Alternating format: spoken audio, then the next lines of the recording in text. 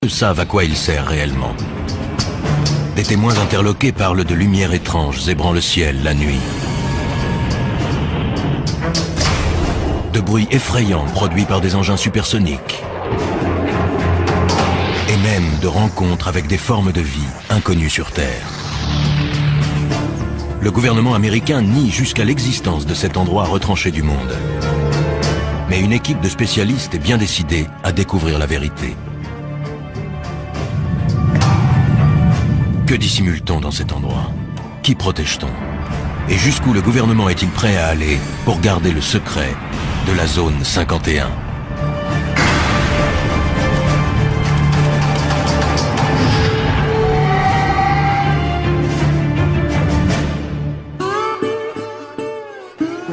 Ce qui est troublant, c'est qu'on nie son existence. La zone 51 ne ressemble à aucune autre base militaire américaine. Situé au cœur du désert du Nevada, ce complexe top secret est entouré de montagnes abruptes et inhospitalières. Il est protégé par un système de sécurité infranchissable qui le soustrait au regard des curieux, mais aussi, comme le reprochent certains, au contrôle de l'État.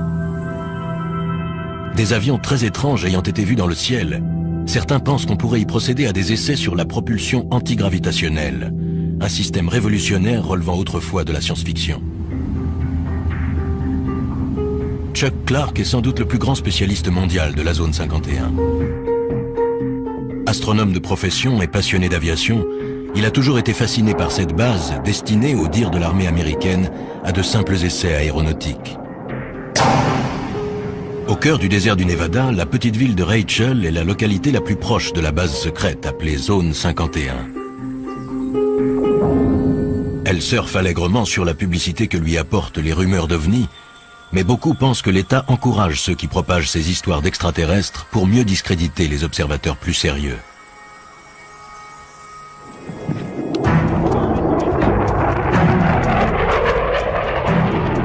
Chuck Clark s'est installé à Rachel pour surveiller et noter les moindres activités de la base. Aujourd'hui, il retrouve l'équipe d'experts qu'il a réunie pour tenter pendant 24 heures et en utilisant tous les moyens légaux possibles de mener l'enquête la plus complète jamais réalisée sur la véritable nature de cette base mythique. Leur mission, une journée et une nuit à l'affût du moindre indice, pour découvrir ce que l'État cache derrière les murs de la base militaire la plus protégée au monde.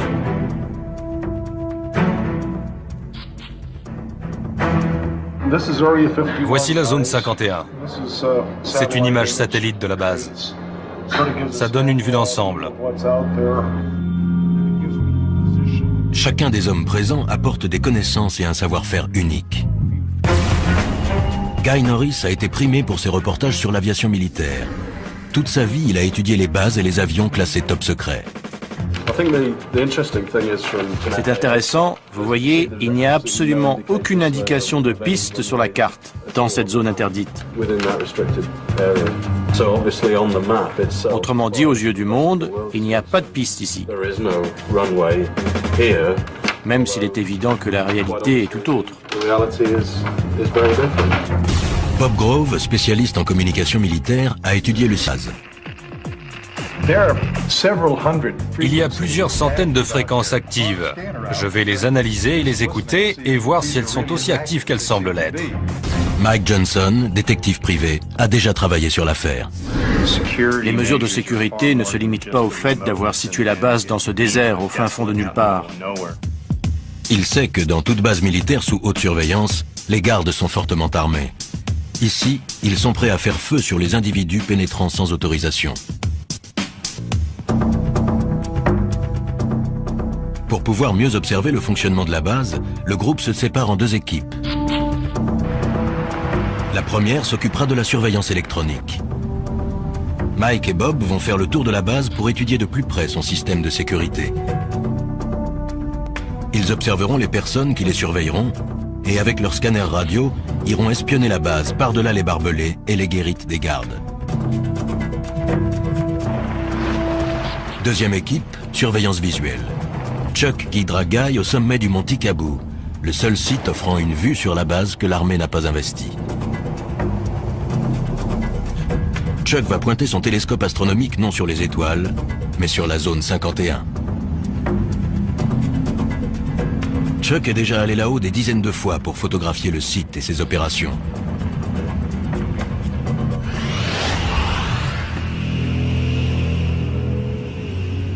Il y a 10 ans, pour sa retraite, il est venu s'installer à Rachel pour étudier les derniers modèles de l'aviation militaire. Ces observations l'ont amené à constater que derrière les murs de la zone 51, la base est règle et un commandement bien particulier, à l'abri des regards indiscrets et au-dessus des lois.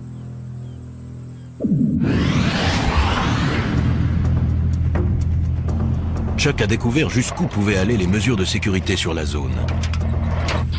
Un jour, alors qu'il marchait dans le désert, il est tombé sur ce qu'il croyait être les débris d'un avion. J'ai voulu sortir le truc du sable par curiosité et j'ai vu une antenne qui dépassait. J'ai dégagé le sable. C'était un émetteur relié à un détecteur placé dans une boîte en plastique.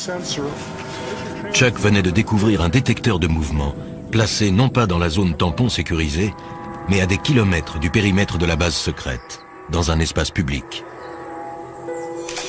Pour Chuck, ces détecteurs viennent s'ajouter à la longue liste de moyens mis en place par la base pour surveiller de près les faits et gestes d'innocents citoyens.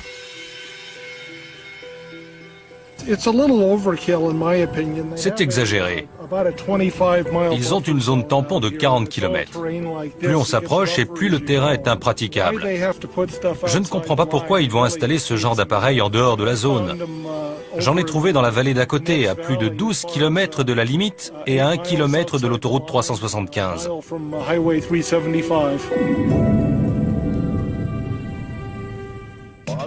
Bien décidé à dénoncer les agissements de l'armée, Chuck fait appel à un célèbre journaliste d'investigation, George Knapp.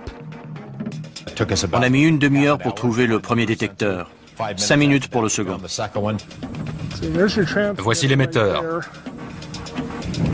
Et un peu plus loin, il y a le temporisateur.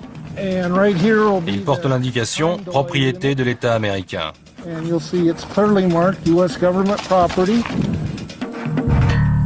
Au total, les deux hommes découvrent plus d'une dizaine de détecteurs destinés à transmettre des informations à la zone 51.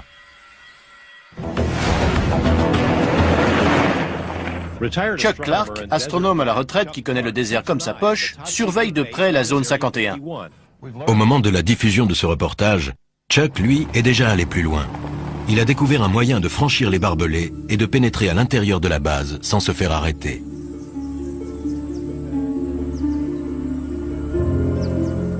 Mais pour cela, il doit parcourir 800 km jusqu'à Denver, dans le Colorado. Ce bâtiment d'allure banale renferme des technologies ultramodernes mises au point par les militaires qui dirigent la zone 51. Chuck peut désormais renverser la situation et espionner la base.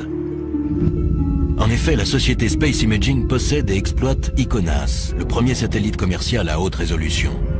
Ce satellite met 98 minutes pour effectuer une révolution autour de la Terre, et les images aériennes qu'il fournit sont tellement précises qu'il peut isoler le bâtiment qui finance la zone 51, le Capitole.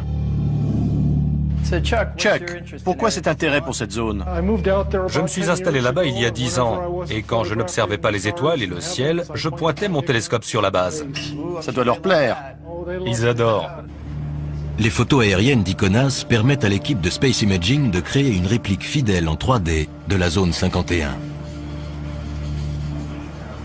L'État américain n'apprécie guère Chuck, mais il ne peut empêcher Space Imaging de lui offrir son premier aperçu de l'intérieur de la base ultra secrète. Ça alors. C'est la zone 51 reconstituée grâce aux images d'ICONAS. On peut la survoler à l'aide de ce logiciel. C'est fantastique. J'ai pris des photos de la façade de ces bâtiments, mais je n'avais jamais vu celui-là. On voit du sable sur la piste. Peut-être qu'un engin a atterri récemment dessus ou juste à côté. C'est peut-être aussi juste un trompe-l'œil. Ces gens sont retors. Il faut l'être pour diriger une base pareille. Ce serait bien leur genre. Ouais. Vous allez diffuser ça? Je suis un peu Little Brother surveillant Big Brother. À force d'être à l'affût de détails, on finit par comprendre des choses. C'est aussi sécurisé qu'on le dit et qu'on le voit à la télé? Sans doute plus encore. Ils ont installé des détecteurs à des kilomètres de la zone. Ils vous repèrent bien avant que vous n'approchiez de l'enceinte. Je ne vais pas disparaître après ça. Ça se pourrait.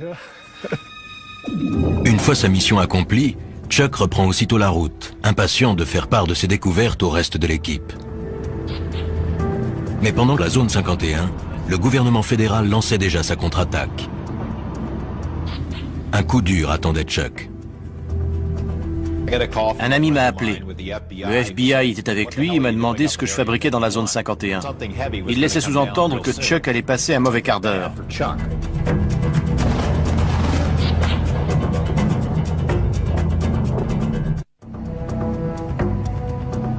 Perdue dans le désert du Nevada, la zone 51 est un site d'essai militaire secret. Elle est à l'abri des regards indiscrets grâce à une zone tampon de 40 km, des montagnes et un environnement inhospitalier. Deux équipes d'enquêteurs ont décidé d'épier et de noter les moindres mouvements et les moindres bruits. Si tout se passe comme prévu et si les gardes de la base les laissent tranquilles, les deux équipes se retrouveront 24 heures plus tard. Chuck Clark et Guy Norris vont s'installer au sommet d'une montagne munis d'un télescope et d'un appareil photo. On est au milieu de nulle part. On est à 35 km dans l'arrière-pays. Le plus dur les attend encore. Ils ont devant eux 2 bonnes heures de marche pour gravir le mont Tikabou. Ça fait combien de haut? Un peu moins de 2500 mètres. On est à 2100 ici. Là, on est vraiment tout seul, non? Ça, c'est sûr. On sera dans le beau drap si on se casse une jambe. Chuck Clark va au-devant de graves ennuis. George Knapp ayant révélé qu'il avait découvert des détecteurs de mouvement cachés hors du périmètre légal de la zone 51, le FBI a décidé de lui donner une leçon.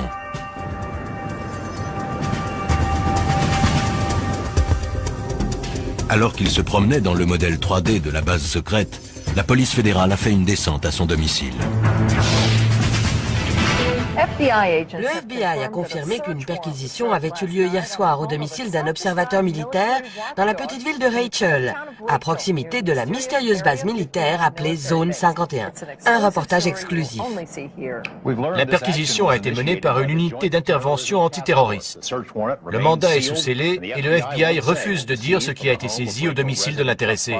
Je passais par là en voiture et j'ai remarqué qu'il y avait des types devant la maison de Chuck. Bill Whiffen habite non loin de là. Il savait que Chuck était absent. Pensant tout d'abord qu'il s'agissait d'un cambriolage, il a saisi son appareil et a pris des photos. Les hommes et les femmes que l'on voit ici sont des membres de l'unité antiterroriste. Il y avait une dizaine de voitures et plus d'une dizaine de personnes. J'ai reconnu les insignes et le sigle FBI sur leur veste. Je les ai photographiés. Ils remplissaient des cartons et ils ont emporté un disque dur. Chuck arrive chez lui sans se douter de ce qu'il attend. Voyons voir. Tiens, c'est bizarre. Chuck a perdu le fruit de son travail, mais il se sent aussi traqué dans son intimité et menacé. Le mandat et la liste du matériel confisqué ont été laissés sur la table de sa salle à manger. C'est juste un mandat de perquisition. Ils ont laissé une carte. Et l'inventaire, je suppose. Voyons ça. Mandat de perquisition de la Cour américaine. Unité antiterroriste du Nevada. Rien que ça. Chaque recoin de la maison a été soigneusement fouillé. Ils ont pris un tas de trucs. Des scanners, des radios. Ils ont embarqué 6 disquettes, 15 CD, des photos de la zone 51, des négatifs, 2 albums de photos et l'écran. Ça, je ne vois pas pourquoi. Qu'est-ce qu'ils espèrent tirer d'un écran? Ah, le téléphone. Les nouvelles vont vite. Des voisins et des amis appellent.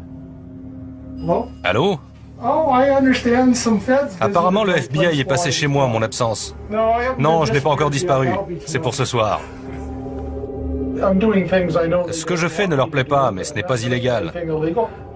Ils n'ont pas dû apprécier qu'on raconte qu'ils ont placé des détecteurs sur l'espace public. Leur message était clair. Arrêtez.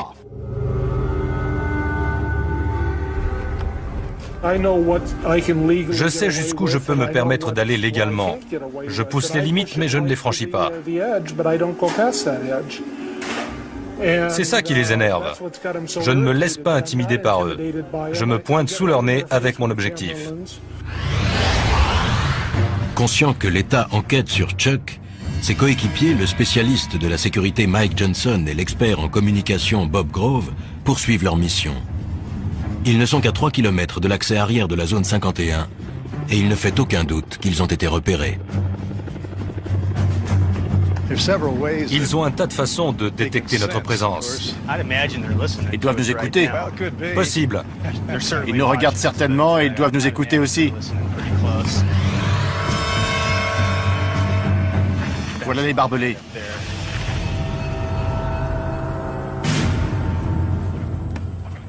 Les deux hommes décident de longer les barbelés sans quitter des yeux le bâtiment des gardes. Voyons ce qu'on va trouver. Il y a des détecteurs sur la clôture là-bas. La boîte blanche. C'est bien possible. Allons voir ça de plus près. Ils sont visiblement sous surveillance. J'irai pas plus loin. Oui, allons voir s'il y a quelque chose de l'autre côté de la route. À environ 100 mètres de distance, ils voient pour la première fois les forces de sécurité privées engagées pour protéger la zone 51. Sur la base, on les appelle les camos, à cause de leur tenue de camouflage beige. Bob et Mike aimeraient s'approcher, mais ils savent qu'un pas de trop compromettrait leur mission. Ce n'est pas le moment de prendre des risques. Je tiens pas à aller en prison. Mike et Bob opèrent un repli stratégique.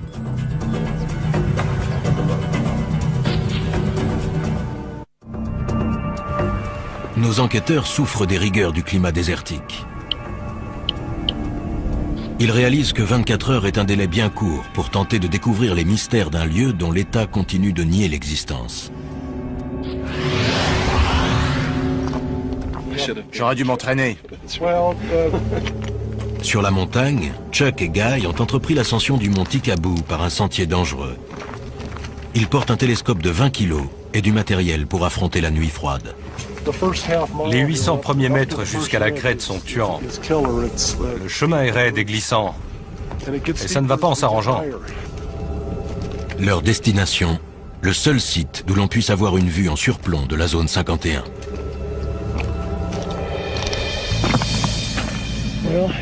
Nous voici au sommet.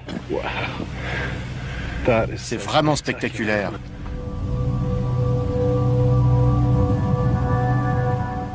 Alors, ça valait la peine.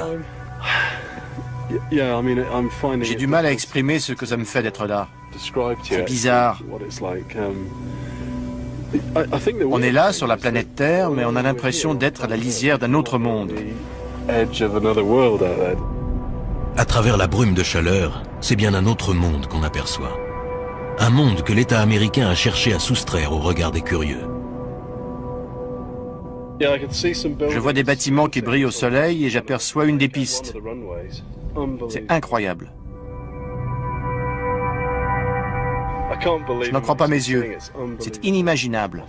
Depuis le temps, c'est vraiment incroyable. C'est pas un mythe. Non, ça existe vraiment.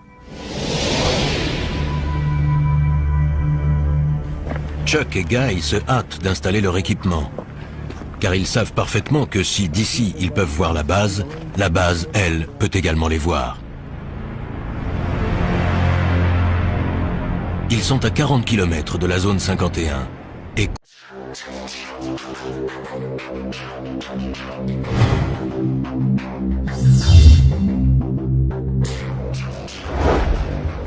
comptent sur le télescope de Chuck et son appareil photo avec téléobjectif pour espionner et consigner la moindre activité se déroulant là-bas. Avec le téléobjectif, l'image sera grossie jusqu'à 50 fois. Je vois. Les deux hommes savent que la base sert à tester des technologies modernes et ultra secrètes, dignes des récits de science-fiction.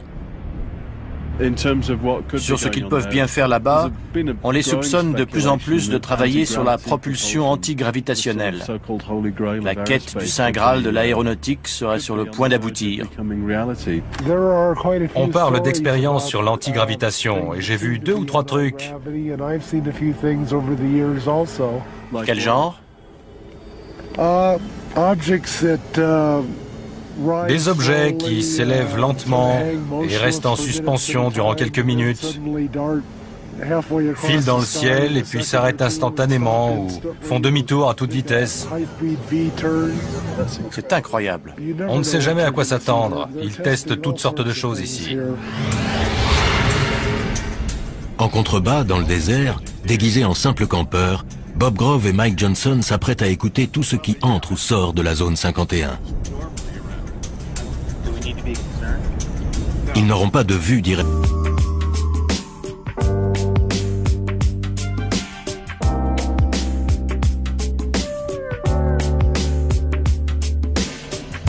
sur la zone, mais Bob pourra écouter toutes les transmissions. Si un phénomène quelconque se produit, on peut le mesurer physiquement grâce à tout un tas d'instruments. Celui-ci, par exemple, vous entendez le bruit qu'il fait? Ça indique la présence d'émetteurs, ce qui est le cas puisqu'on porte tous les deux des petits micros sans fil.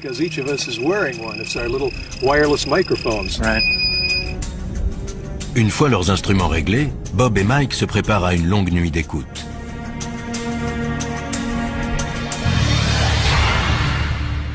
Au sommet du Mont Ticaboo, Chuck Clark et Guy Norris ajustent la position du télescope. Si un événement se produit, ils n'auront que quelques secondes pour réagir. C'est une nuit sans lune. On a plus de chances qu'il se passe quelque chose, non? Ça augmente les possibilités. Ils ne prendront pas le risque de faire des essais au clair de lune. Moins la lune est visible et plus on a de chances qu'ils en fassent.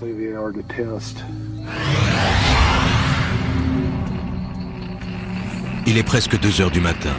Le spécialiste en électronique Bob Grove et l'expert en sécurité Mike Johnson ont établi leur camp juste en bordure de la base.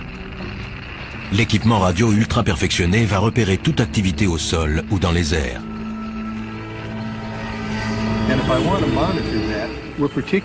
Ce qui nous intéresse particulièrement, ce sont les signaux émis dans cette gamme de fréquences, car c'est celle du gouvernement fédéral, de 160 à 170 MHz. Puis, un peu au-dessus, c'est celle de l'aviation militaire, de 225 à 400 MHz. Ils entendent tous les sons émis dans la zone 51.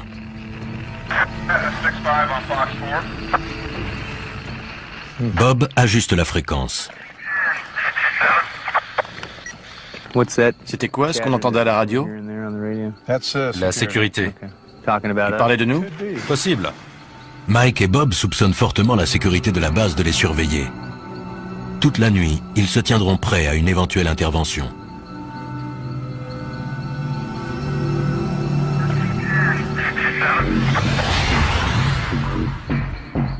De leur côté, Chuck et Guy voient des lumières s'allumer. La base semble en activité, même à 3 heures du matin. Depuis que je me suis installé ici, la base s'est énormément agrandie. Elle a dû doubler de taille rien que ces 10 dernières années. Au sommet de la montagne, comme en contrebas dans le désert, règne un étrange silence. Mais soudain, le léger grésillement continu de la radio est interrompu. Bob fait son possible pour stabiliser la fréquence. Il y a un certain nombre de fréquences militaires air-sol actives. Il doit y avoir quelque chose dans le ciel. Et il y a aussi des fréquences de contrôle au sol. Le quelque chose en question se dirige à toute vitesse vers Guy et Chuck. Il y a un point très brillant dans le ciel, juste au-dessus de nous. Vous avez vu ça? C'est fou. Il est toujours là. Il se dirige vers le nord, on dirait. Incroyable. C'était extrêmement lumineux et juste au-dessus du site. C'est peut-être un aéronef éclairé par une lumière directionnelle puissante. Guy espère que l'engin va repasser pour que Chuck puisse le photographier. Mais le ciel redevient soudainement silencieux au-dessus du site. La piste est replongée dans l'obscurité. 5h30 du matin. Le jour se lève. Chuck et Guy jettent un dernier coup d'œil sur la base avant que la brume de chaleur n'obscurcisse l'image. On voit la tour de contrôle à gauche de la colline un peu plus haute, au centre. Elle dépasse de 5 ou 6 mètres. Oui, je vois. On dirait que les véhicules sont sur le côté gauche du nouveau taxiway.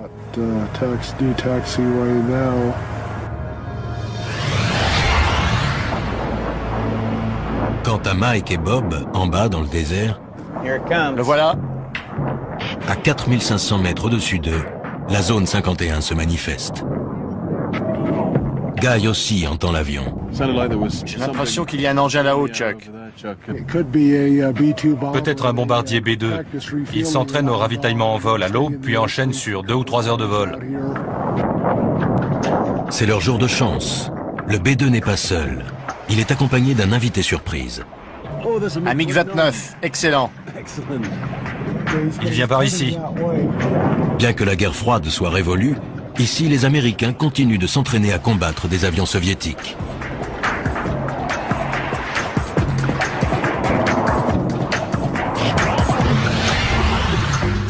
En contrebas, dans la vallée, Mike et Bob sont persuadés que la sécurité de la base les a épiés toute la nuit.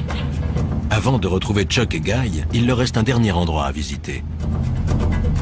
Si j'ai bien suivi les explications de Chuck, l'entrée principale est à une petite quinzaine de kilomètres, en direction de la colline. Alors qu'il s'approche de l'entrée principale, Mike aperçoit une chose surprenante dans son rétroviseur. Un véhicule arrive derrière eux à toute allure. Ses vitres sont teintées afin de protéger ou de dissimuler les passagers qu'ils transportent, des employés de la base qui se rendent à leur travail. La vache. Le car ne ralentit même pas. Il devait rouler à plus de 70 km à l'heure. Plus peut-être même. Il était pressé. Ouais. Pour préparer cette mission de 24 heures, Mike Johnson a passé des semaines dans des planques très inhabituelles. Son but, dénicher un employé qui, pour la première fois, accepte de parler de la vie sur la base. Pour un enquêteur comme moi, c'est ahurissant de voir à quel point le secret de ce complexe est bien gardé.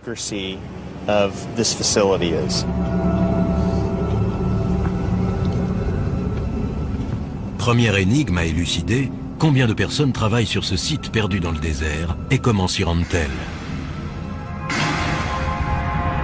La zone 51 est située à 230 km au nord de Las Vegas.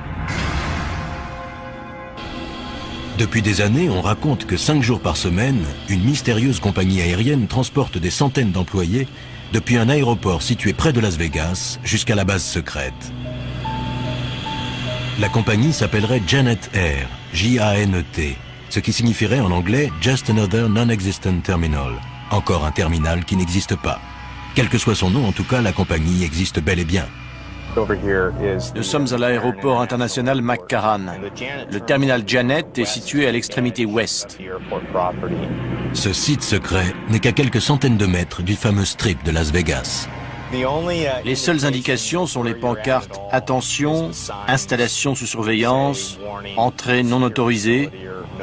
Il n'est écrit nulle part de quoi il s'agit. C'est ce qu'on appelle se cacher au vu et au su de tous. En observant les avions de Janet Air, Mike a immédiatement remarqué qu'il leur manquait quelque chose. Ces appareils ne possèdent aucun signe distinctif, à part le numéro sur la queue. Tous les avions portent un numéro, sauf les avions militaires. J'en déduis donc que ces engins appartiennent à une compagnie privée. Grâce à ses talents d'enquêteur, Mike a retrouvé le propriétaire de cette flotte, la société EG&G, un très gros fournisseur de l'État. Un vol Janet vient d'embarquer. L'avion s'est mis en position sur le tarmac et ne devrait pas tarder à décoller. En général, ces avions-là n'attendent pas très longtemps. Ils se présentent sur la piste et décollent en moins de 2.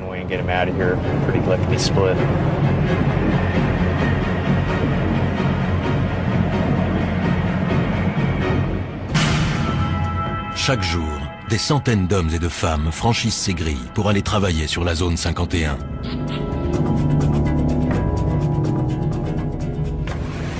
Une voiture s'approche.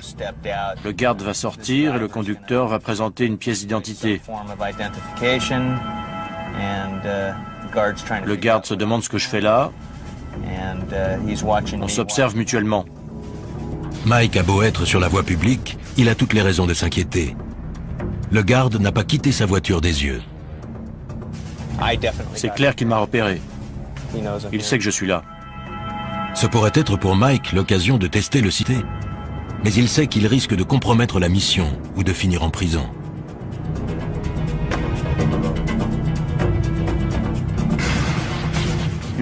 Voilà le pick-up blanc des gardes. J'ai sur le dos la sécurité du terminal Janet et la police de Las Vegas.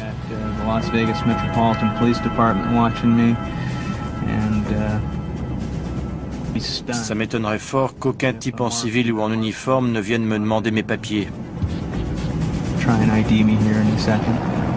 L'étau se resserre non seulement au sol, mais aussi dans les airs. Il y a un hélicoptère au-dessus de nous. Mike préfère battre en retraite. Il reviendra pour poursuivre son enquête lorsque les choses se seront calmées. Les 24 heures sont presque écoulées, mais Mike et Bob touchent au but. Je vois des panneaux orange à flanc de colline, là. D'après Chuck, ils marquent la limite. Il y a des équipements de surveillance là-haut, et la limite est juste là. Oui, on y est. Moi, j'irai pas plus loin. Ce modeste tronçon de route est l'un des lieux les plus surveillés de la planète.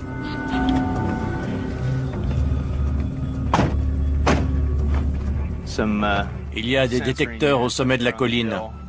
On dirait qu'ils l'ont mis là-haut exprès.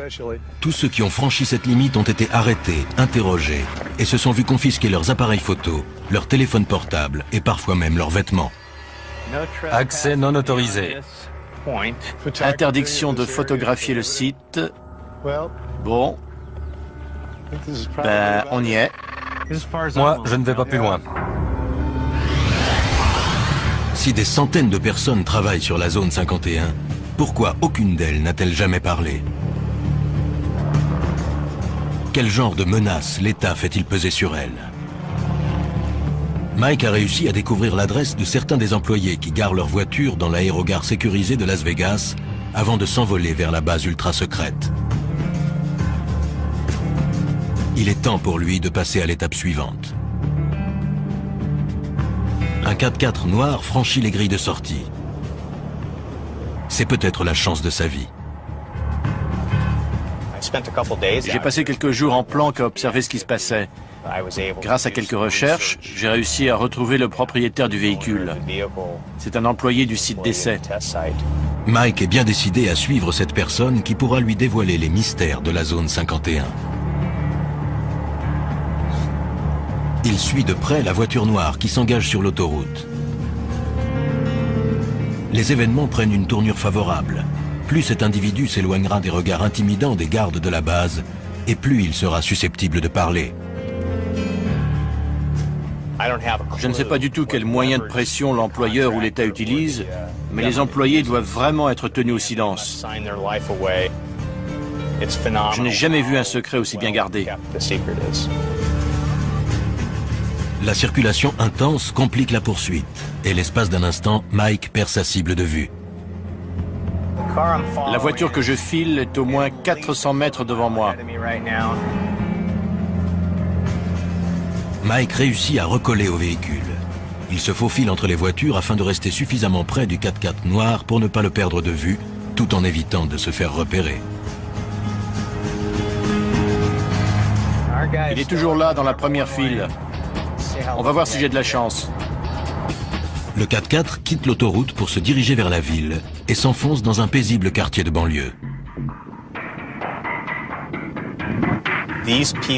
On a affaire à des gens de la classe moyenne ou légèrement supérieure. Ce sont vos voisins, les parents du meilleur ami de vos enfants. C'est juste qu'ils ont un boulot ultra confidentiel. On va voir ce qui va se passer. Je vais frapper à la porte.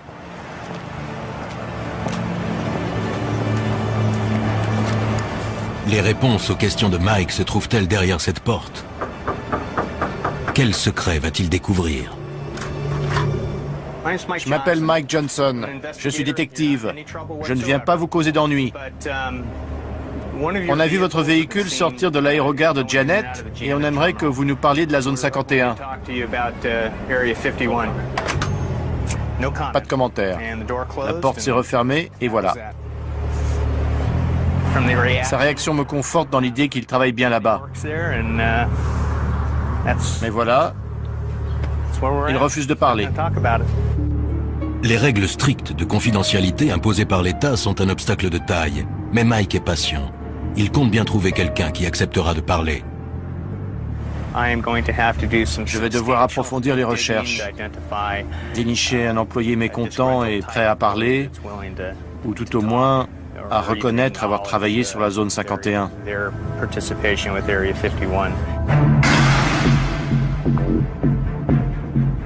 De retour à Las Vegas, Mike Johnson semble bien parti pour trouver un employé de la zone 51. Un informateur lui a suggéré de se rendre dans cet hôtel tout à fait ordinaire. Si ces informations sont exactes, un ancien employé de la zone 51 l'attend à l'étage.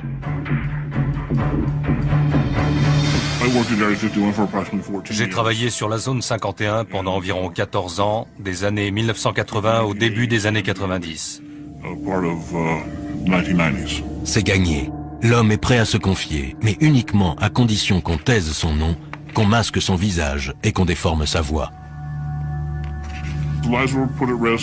On a mis des vies en danger et compromis, voire brisé des carrières pour garder le secret sur la nature. Mike a planqué des heures durant devant l'aérogare de Janet Air, la compagnie desservant la zone 51. Cet homme l'empruntait 5 jours par semaine. Quand on arrivait, on garait son véhicule et on pénétrait dans le terminal, où nos affaires étaient fouillées. Il vérifiait qu'on ne transportait pas de magnétophone, d'appareils photo ou de choses de ce genre. Monsieur X confirme la précision du modèle 3D de la base reconstituée d'après photos satellites. Oui, c'est tout à fait ça. Il explique qu'à l'intérieur de la base, la peur est omniprésente. Les mesures de sécurité à l'égard du personnel sont bien plus strictes que ce qu'on peut voir à l'extérieur. Quand vous appeliez chez vous, il fallait faire très attention à ce que vous disiez à votre femme ou à vos enfants par rapport à où vous étiez, quand vous alliez rentrer et par quel moyen de transport.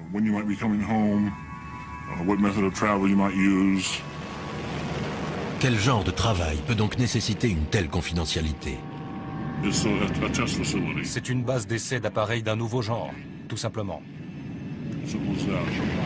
Les États-Unis montent des projets classés secrets pour une raison ou une autre, et les appareils sont testés et mis à l'épreuve sur ce site.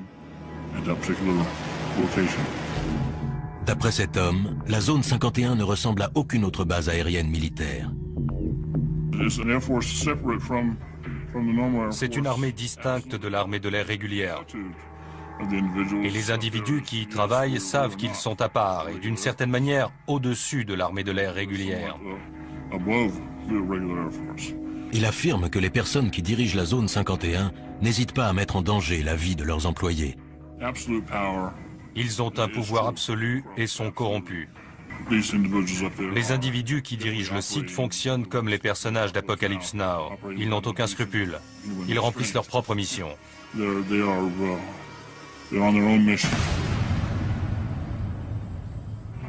Il ajoute que quiconque critique les procédés est rapidement évincé. Je connaissais un employé qui a exprimé ses inquiétudes concernant le personnel qu'on exposait à des produits chimiques toxiques, à des déchets dangereux. On lui a répondu que le projet avait pris du retard et qu'il fallait le boucler au plus vite, et que le personnel ne serait pas informé. Quand il a critiqué ça, il a été renvoyé. Il a dû quitter la base. Monsieur X sait les risques qu'il court. Mais il affirme que si la vérité n'éclate pas, la corruption pourrait bien détruire la véritable fonction militaire de la base. Le Congrès devrait ouvrir une enquête.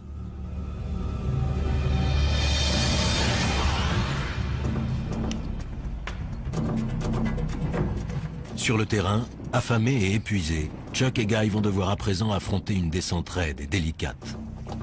Ils ne seront sûrs d'avoir échappé à la sécurité qu'une fois arrivés sains et saufs au lieu de rendez-vous avec le reste de l'équipe.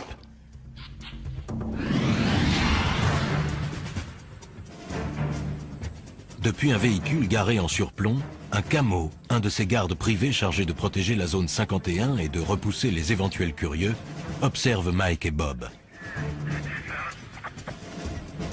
Et voilà, là, il prend son pied. Il y a un mec là-bas qui nous regarde et nous écoute en ce moment même. Il doit rigoler en m'entendant parler de lui.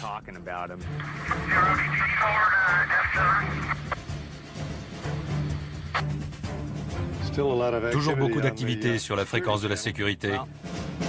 On a vu tout ce qu'on avait à voir, j'irai pas plus loin. Inutile de tenter le diable. Désormais certains que la sécurité a été alertée, ils savent qu'il est temps pour eux de rejoindre Guy et Chuck.